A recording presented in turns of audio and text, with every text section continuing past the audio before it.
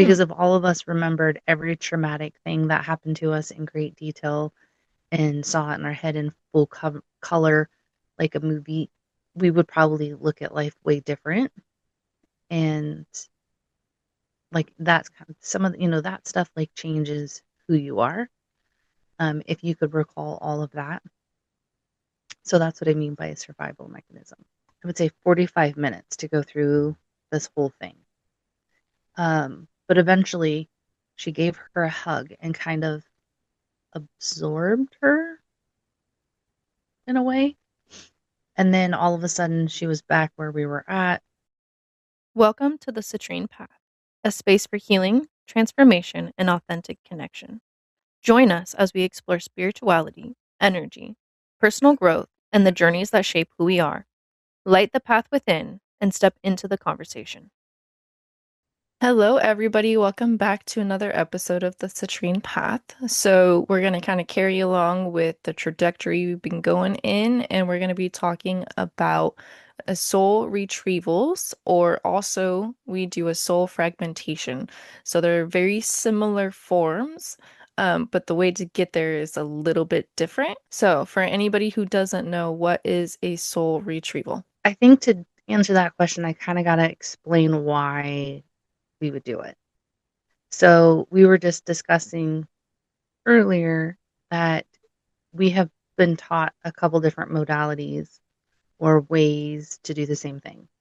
So have you ever had like a near death experience or something traumatic has happened and you're like, oh, I feel like I left my body? Or you'll hear people say, oh, I watched it from above, like I was out of my body. So anytime you have those experiences, I like to kind of explain it like the little green ghosty gob from Ghostbusters. So every time I can't remember his name, but the little green ghost would go anywhere, he would leave a little bit of his essence, his slime everywhere. So it's kind of like the same thing. So every time your soul has left your body or your spirit life force has left your body during a near death experience or a traumatic incident where people have made those comments, a piece of yourself got left wherever you went to, if that kind of makes sense. So then you have a fragmented soul.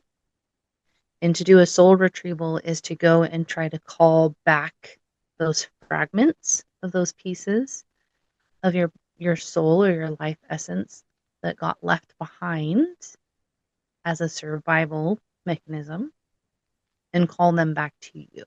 So, can you explain a little bit more about, you said it was like a survival mechanism. So, what do you mean by that? We'll just go keep going with the traumatic incident. So if something happened to you that was very traumatic, that leaves a mark on your soul. Like it damages you. It changes who you are. So it changes your life force, your soul.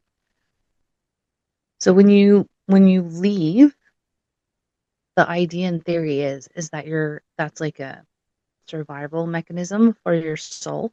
So whatever part of you left wasn't experiencing that trauma because it was out of your body. So then when it comes back, so like let's say near death experience, you really didn't die, your soul could come back and you don't remember it. So that's what I mean by survival mechanism.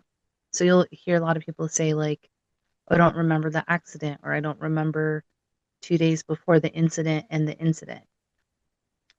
That's what I mean by survival mechanism. Hmm. Because if all of us remembered every traumatic thing that happened to us in great detail and saw it in our head in full color like a movie, we would probably look at life way different.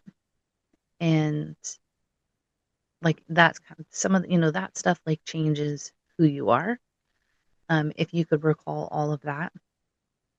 So that's what I mean by a survival mechanism. So, when were you first introduced to what soul retrieval is? It kind of happened by accident with one of my Reiki clients. So we were doing Reiki, and it was kind of like, I would say, like an inner life regression on accident. Like we didn't really mean to do it with this one particular client. We've done it several times after that, but the first instance we did not plan it. And for some reason, I like saw like how you have flashes of imaging. She was so far the only one that I've ever had that happen with, and I saw a particular place, like it had a tree and a yard and a fence, and it was weird because it was so clear, like a memory, but clearly was not my memory. I could tell that she was upset by the noises she was making, and she was uncomfortable, like her body was trying to readjust and stuff. So I said, "Hey, like what's going on?" and kind of shared what I was seeing and what was going on with me. And she was like, "Oh my gosh, I was just thinking about that. That was when I was X years old." And I was like, "Okay, so like I don't know why we're here." And then after a little bit, it was very intuitive to me that we needed to go find her at that age in this memory. And then we gave Reiki to herself at that age. And then she would it was a really long process. So it took us like, I would say 45 minutes to go through this whole thing. But eventually she gave her a hug and kind of absorbed her in a way. And then all of a sudden she was back where we were at. Um, and then we were like, whoa, that was really weird. What the heck was that? So then I started doing research to figure out what the heck just happened. And then that's when I went down the whole path of soul retrieval. And at the same time, I was already working with a person that I went through my shaman training, and she happens to do soul retrievals. So then I went through all of that um, through her teachings and then realized that's what it was. Most soul retrievals is done by the practitioner. Like the practitioner goes and is drawn somewhere, and it's very like ceremonial. So they like do a thing and then they bring it back and give it back to the person. So the way it happened with this particular client was, well, new to me, but kind of unusual in its own aspect. And then that's, when I went down the deep rabbit hole about it and learned more about it, and then have done it several times with this one particular client. Yeah, that's interesting that like a typical soul retrieval, the practitioner journeys for them. I never knew that before. That's super interesting. And there's different ways because, like, the other training that me and you did, it's done a little bit different. But you're, you know, like we keep saying, there's so many different ways to do the same thing. Just be cautious of what you're doing. Make sure you know what you're doing, because some of the stuff gets very complicated. In a way, it seems very like straightforward, but then there's a lot of steps and stuff that goes through it, and a lot of like preparation and stuff, if that makes sense. Yeah. Well, and like one point I always like to make sure people understand is it's not just like, a shiny piece of soul that hasn't gone through anything. Like you got to remember this piece fragmented off for a reason. And sometimes doing this kind of thing can bring back memories or can unlock like parts of your memory system you didn't have. And that can open up a whole can of worms if you're not ready for it. Yeah, absolutely. And now this new little piece of soul that you brought back, or spirit, life essence, whatever you want to call it, now has to be exposed to everything the rest of you have gone through. So it's sometimes for some people, it's like we're almost reliving it. Because like you were just saying, it brings up a lot of stuff. Yeah, so there's been several people that have come to me and said, "Hey, I this is what I want. I want a soul retrieval. I've been looking for somebody that does it." And I never jump right into it.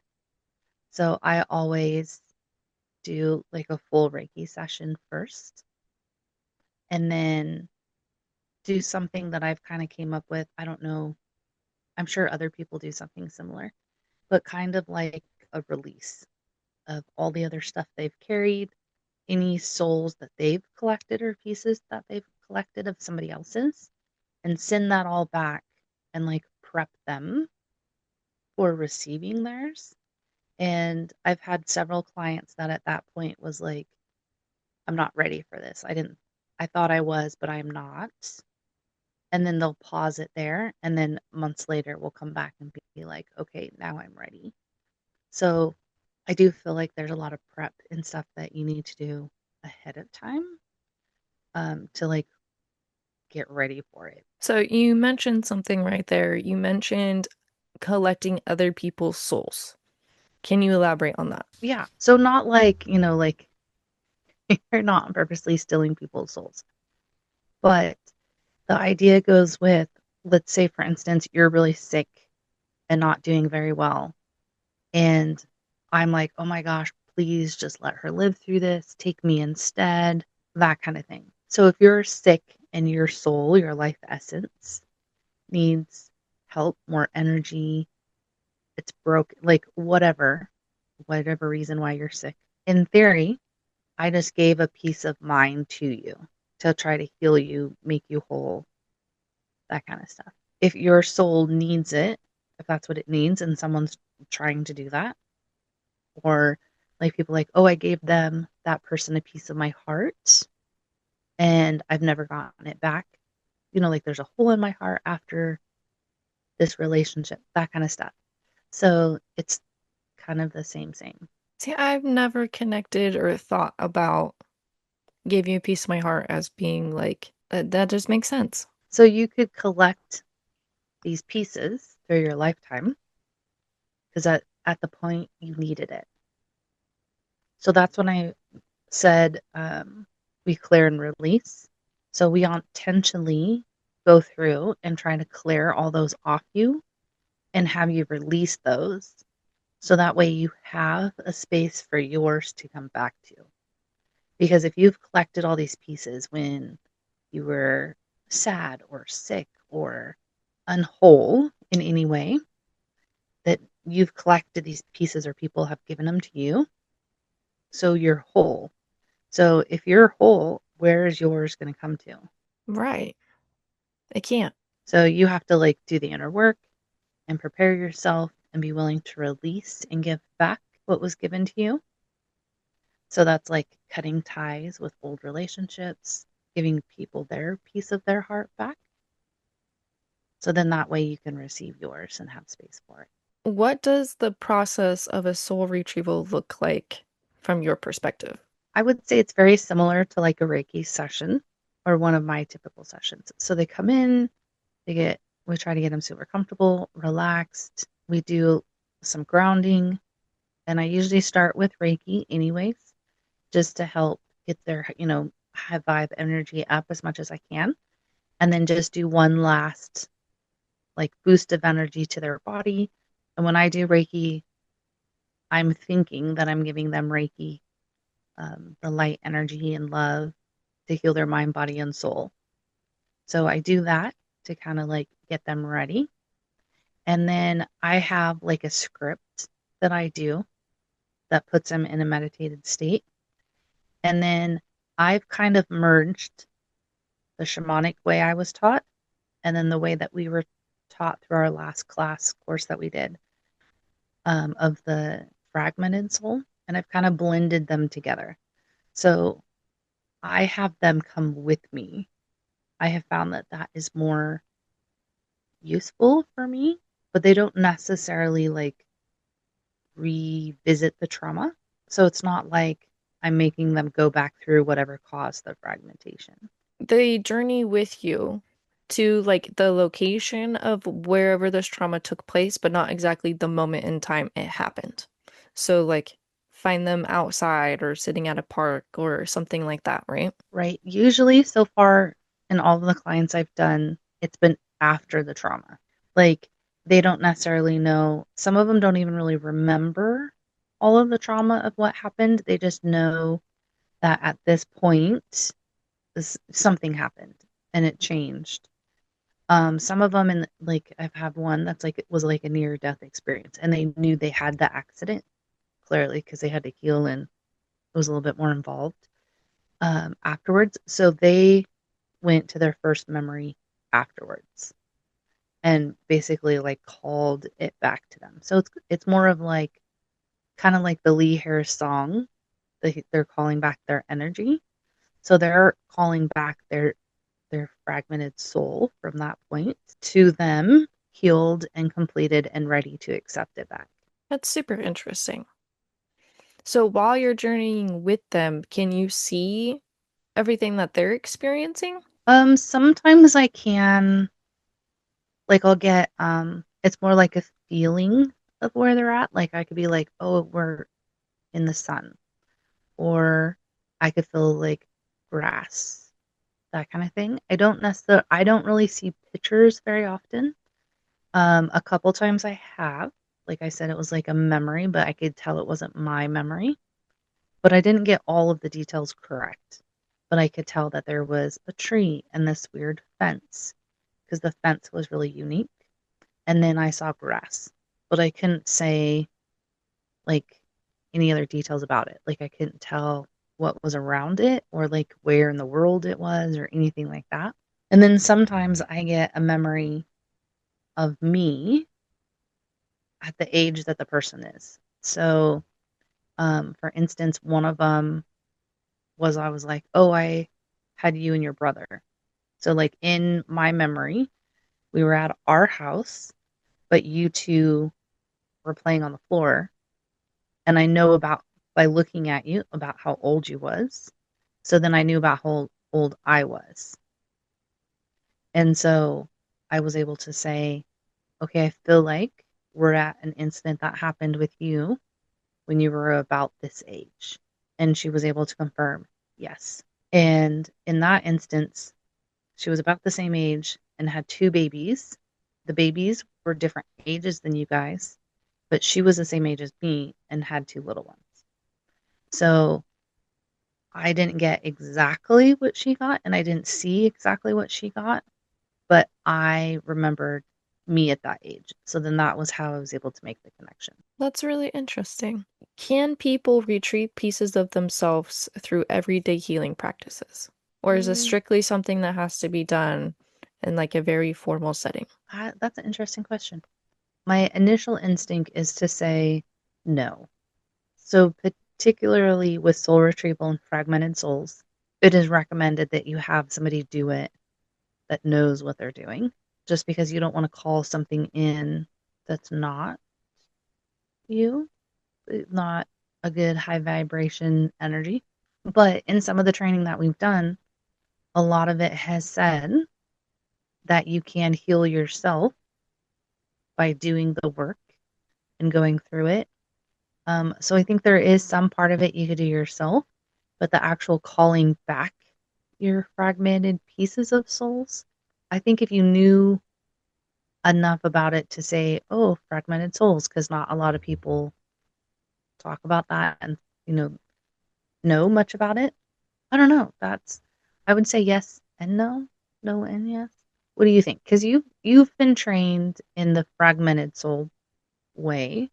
So I think you made a good point about doing the work yourself. So when the soul fragmentation part of it, it's similar, same, but different. So doing it that way, that's believed that your pieces of your soul are like within your aura itself.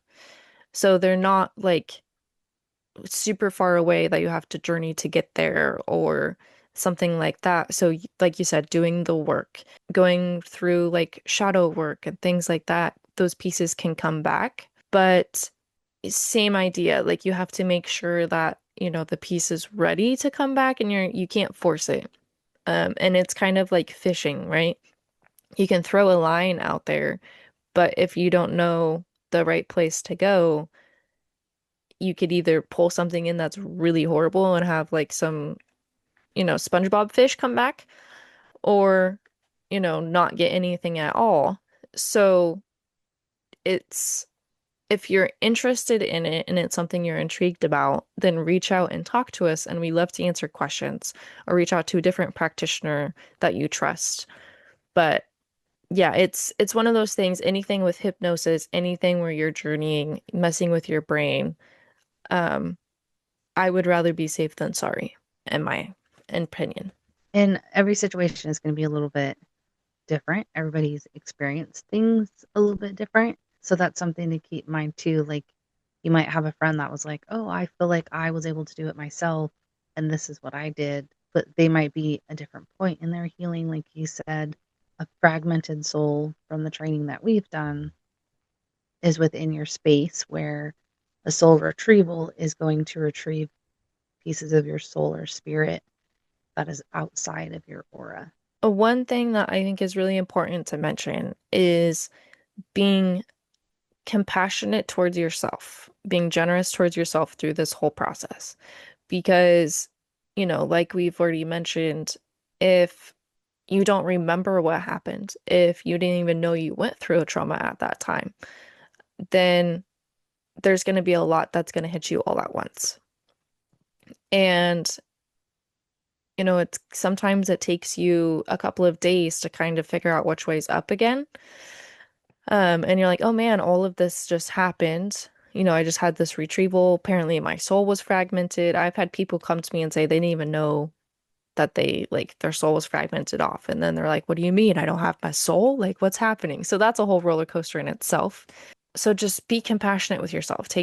Don't be hard on yourself. Don't allow any negative ill will to come of this, because this is supposed to be a lighthearted, not lighthearted, but it's supposed to be a healing thing. And if you start having any negative emotions about it, then that's just going to taint the experience. Yeah, absolutely. And I love that you said some people don't even realize it. And that's another thing. Some people, like we might pick up or have an intuitive hit on them that something traumatic happened at a young age, and they might not recall it. Again, in a lot of cases, that's a survival mechanism that your body does to yourself, your brain does. So it's not our place to remind them of them or tell them this. And you could heal from something and move past it without reliving it, without going through it again. So with Reiki and some of the other modalities that we do, we can help move that energy and heal that energy without reliving the incident.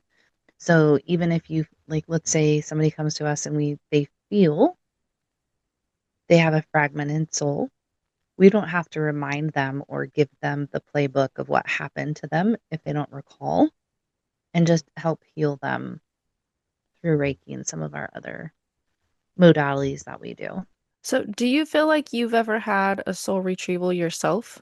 going to go with no, but like we talked in some of the previous episodes, that I feel like my energy work has shifted. I still use Reiki, I still do Reiki, but a lot of some of the things that I do has shifted to the light work. And with that, the big thing is you heal yourself first, learning the techniques, practicing the techniques, going through all the stuff. So, like the grounding one that we shared, the aura cleansing, the aura manipulating, and there's more. But going through those, you have to practice those to get them down and be able to like fine tune the technique. So, doing those on yourself, you're healing yourself as you're doing it because that's how you have to practice it. So, and then once you get it down, teaching others and watching them learn it, fine tune it, and practice the techniques helps heal your soul as well, because helping others through that is a really cool experience. So I think through doing that work, I have definitely feel like I've healed my soul. So maybe more fixing the fragment parts versus doing a soul retrieval. I have thought a few times like it would be cool to go to another practitioner that does soul retrievals to give it a shot, but then I've never followed through with it. Like, so in my opinion, if that's the case, if I haven't followed through with it and sought them out, then I'm not ready yet. And I think that's a super cool point that you make with that because I think a lot of people are like, oh man, that sounds really cool. I want to do it. But then, like, just the schedule never lines up, or something happens on the way there and there's a car accident, you can't get to it, or something crazy. And I think that's always kind of a sign that, hey, maybe you shouldn't do this right this second and you should listen to those things. So eventually I probably will. But yeah, right now I feel like I still have a lot of work to do on myself, which that's another thing I'd really like to point out is that heck, me and you we're a couple of years deep into some of this stuff. So by no means are we experts of anything. We could just share what we've been taught and what we've learned. So definitely do your own research. There's tons of books out there on this subject, and you can get a lot of really great information from reading a book. But we're still human too, and we're still healing ourselves in this process. But again, these are things that I wish I would have known or was turned on to 5 years ago when we started all of this. So that's why we're really sharing more of our stories in these episodes this second season because we have found so many people that have came up to us and asked us these questions because we not that we are gatekeeping, we just felt like, oh, well, we're not an expert in this subject or we're still new to this subject.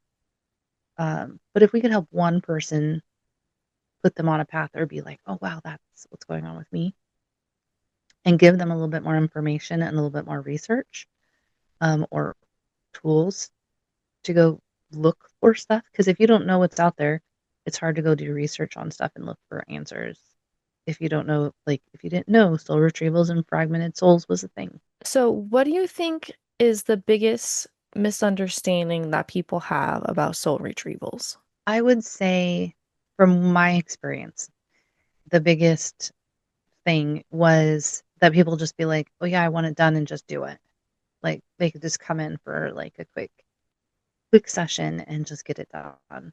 But when I do those appointments, like I said, I never do it on the first appointment. Usually it's 2 or 3 appointments in before I do it, especially if it's somebody I don't know, because I do a lot of prep myself. Like I like meditate on the idea of the person, kind of try to get a feel of their energy and kind of prep myself for what I need to go do. So it's not even something that I can just jump into right on the spot. So that's been the biggest thing for me. And I've had a few people get upset about it and they're like, I don't want to do all this other stuff. And the main one that I'm talking about was a near death experience. And the person thought after they were brought back that they didn't come back themselves. That's kind of hard because this person is a different person than they were before the incident. And they had heard about a soul retrieval and they thought they were just going to be able to pop in for a quick session and retrieve their soul and all their problems would be better and they would be the person they were before the incident. So that I can't really fix a lot of that. That person has a lot of healing to do. And so in that instance, I offered a Reiki session. Let's work on some other things and try to make it progress into something, but they weren't interested in that route. So I just gave them some resources and a different some names of some other practitioners that might be able to help them and then just bless them on their way. Yeah, that's super interesting. And it's, I mean, I can see why, this person was frustrated and just wanted to have it done and just be done with it. But at the same thing, if everything in life was that easy, then we wouldn't have psychologists and therapists and all these people that, help us in different ways that we need support on. And there's a lot of people that are pretty rich doing that stuff, so apparently we need them around. So, is there anything else about soul retrievals that you think that we need to touch on? I would just say the biggest thing is do the work that you can yourself. If you know the incident that happened and when it happened, use that information, work on that, work on, do the shadow work, do everything that you can. Because if it's just a fragmented soul, maybe you could call that back to you. And then it's okay to ask for help. Like if you get to a point where you're like, man, I just really feel like I can't get past this, can't get through this. Like, even outside of us, like, there's other licensed professionals that help with different stuff. So knowing when to be like, okay, I've done the work that I can do and seek help from others, I think is very brave and a very powerful thing that you could do for yourself. Yeah, and like shadow work is something that takes years to do. And then like you'll think you're through the woods of it, and then one day something will pop up out of nowhere. And then it seems like you got to start all over again. So I think it's really important for everybody to understand that you don't have to rush it, right? Like there's no reason to jump into something and be quick-footed about it. Like take your time, enjoy the experience of relearning who you are in a way, deep diving into those parts that you may not have ever seen before, understanding yourself in a whole different light, a whole different aspect. And, I think that is at the end of the day, the most important part is understanding you in the truest form that you are. Why you have the thinking patterns you have. Why do you cry every time you see a red car for no reason? Because all of those things can give you messages in itself. And like you said, if it's a soul fragmentation, like even though it is a similar type idea of it, it is a less extensive process. So, you could potentially have those pieces come back just by doing that kind of stuff. And then you don't have to go through all of this other work. If somebody thinks that they've had a soul fragmentation or soul they need to do soul retrieval or whatever, what are some signs that you think they could possibly have or notice? The biggest one that I would say consistently shows up is they just feel very disconnected and they feel like they've lost who they are or a piece of who they are. And it's hard to explain because a lot of people will just say that. Like they'll just come in and say that. There's a lot of other things that I've heard people say, but they weren't consistently across the board for everybody. The biggest one was that they just feel very disconnected from themselves. And then I've had some people come in that knew, like there was a trauma or a near death experience, and they knew, and then they just didn't feel the same afterwards. And they recalled it, knew it happened. So then they'd be like, oh, something's different after this point.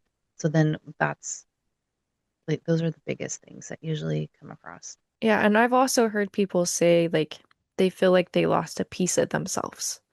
So, if you feel like, man, I used to have a lot more sparkle is another one I've heard too. I used to have a lot more energy and zazz to myself and it's just gone. And I know it kind of sounds redundant to be like, yeah, man, you lost a piece of your soul. Like, how do you not feel like you lost a piece of yourself?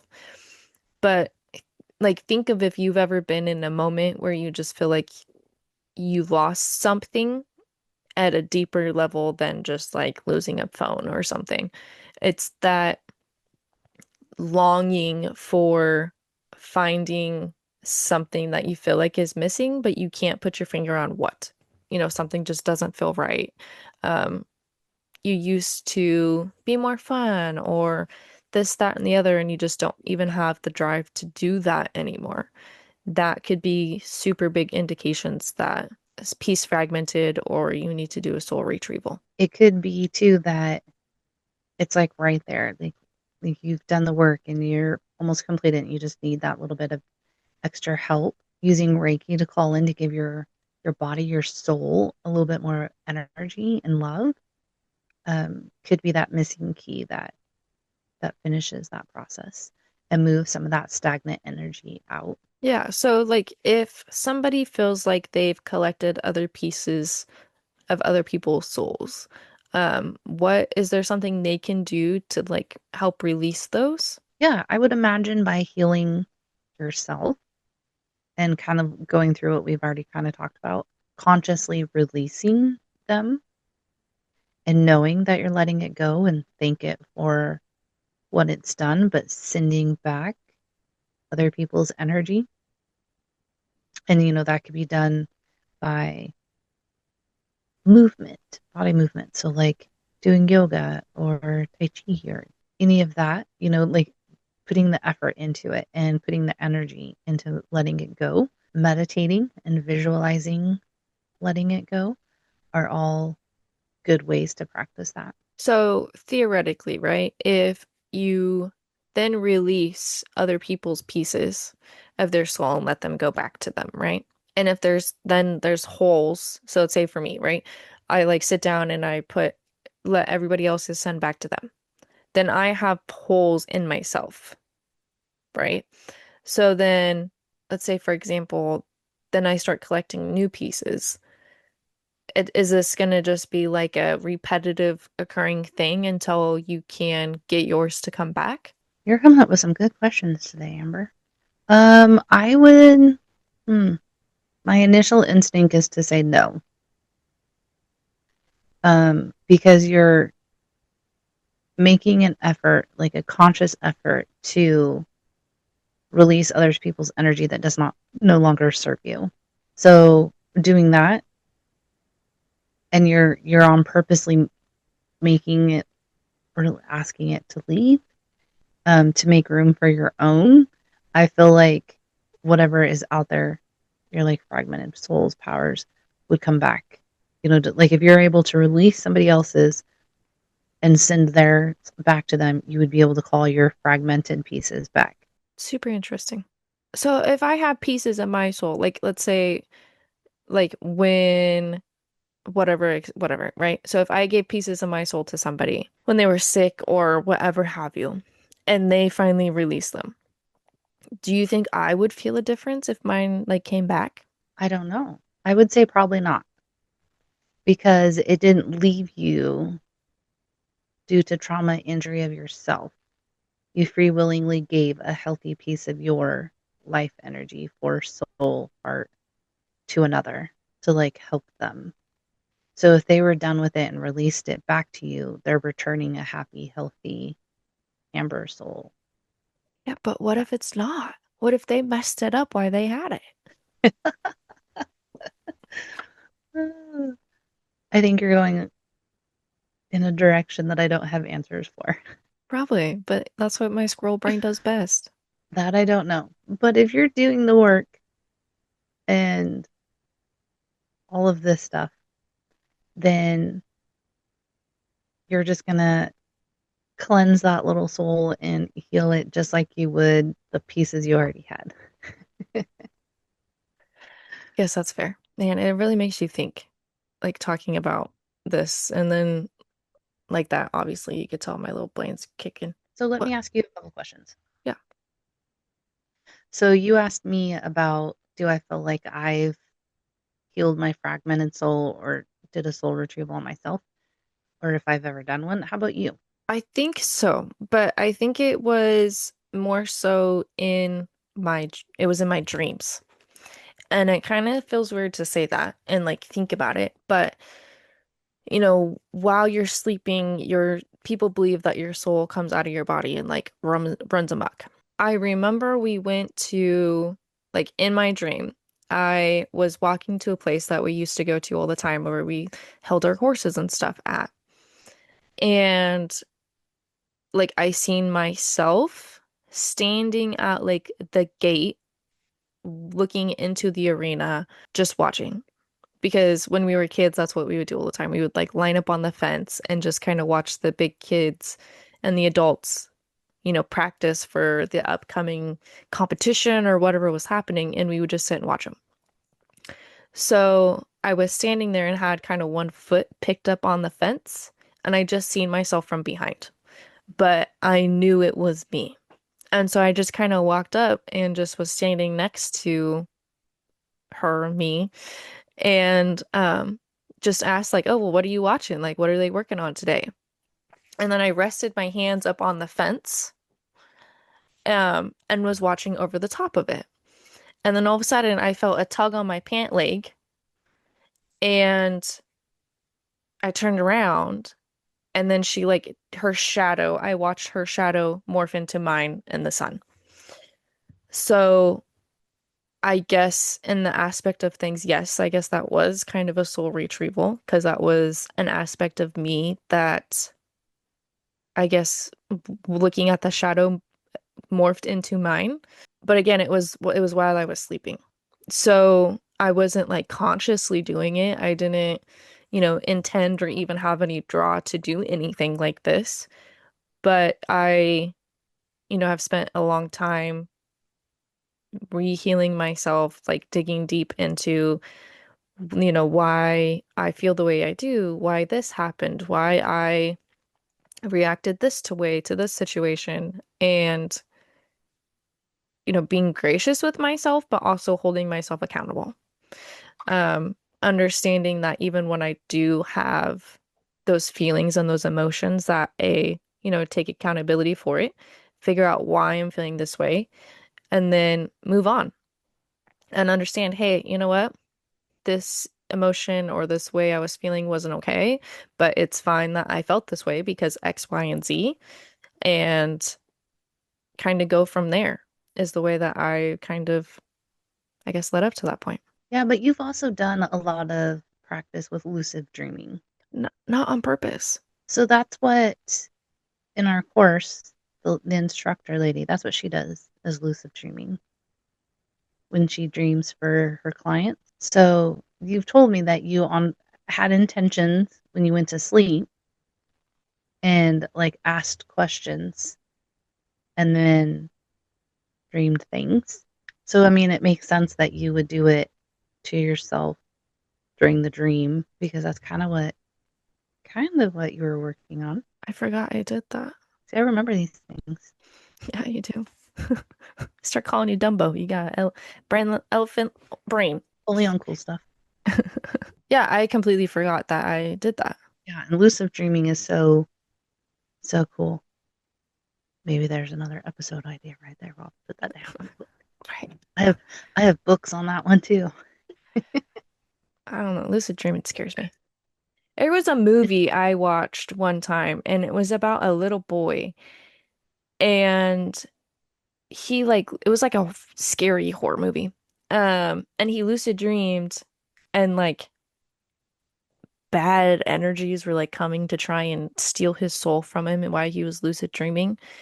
And so there was like all kinds of creepy crawly gross stuff in their house because of it. And I was like, "Whoo, never doing that." Like that's scary. Mm, No. I don't even, interesting. yeah, I don't remember what the movie was called or nothing, but After we finished all the stuff with my curses and all of that stuff that we went through, and if you haven't heard about that, you'll have to go back and look.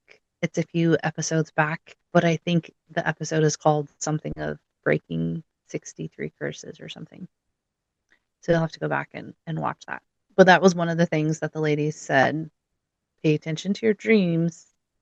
You'll start to remember things and things will come to you in your dreams. So I did have a few whacked dreams within like the week or so of it, but I have noticed that I definitely have slept better since it's happened. I do have really wild dreams, but a lot of times I'll wake up and be like, oh, that's interesting. And I'll think about it for a little bit and then it's gone. So that's it's like weird. I was supposed to remember it. And then once I acknowledged it and thought about it, then it's just gone. I don't remember it. Well, my lady, do you feel like you have any last words or anything that you want people to know or hear or I think the biggest thing that I've learned going through all of this is that you don't necessarily have to remember everything that happened to you to heal from it and move past it. Doing the work, loving yourself as you are, who you are now, and accepting who you are is a big part of healing. So give yourself grace, like you said. and know that it's okay that you don't remember. You don't have to remember. And then just trying to have a good energy and shining your light is a big part of healing. And yeah, and let yourself be who you authentically are, Yeah, get into the third level of heaven. right? But What no, about you? Is and I there think that's anything really that important is, not allowing other people's influences to dictate your happiness. Give the control back to yourself and give yourself back that power because your happiness is what you dictate it to be. Put that on a t-shirt. right? All right, everybody. Well, if you guys have any other questions that you come up with about soul regressions or no, about soul retrievals or soul fragmentation, please let us know. And we would love to answer any of those questions. But until then, remember today to be patient and be courteous to yourself and continue walking this path. And we will see you all in the next episode. Thank you for walking the path with us. Until next time, stay grounded, stay open, and keep following your light. The views and experiences shared on Citrine Path are for educational, inspirational, and entertainment purposes only and are not intended as medical, psychological, or professional advice.